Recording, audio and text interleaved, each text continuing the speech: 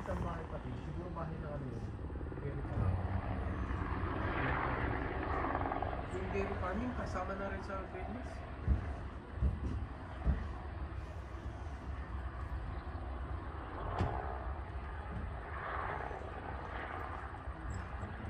Lawang pala boy. Ang sanang landing. Klaro-klaro na. Iba yung nagkagawa.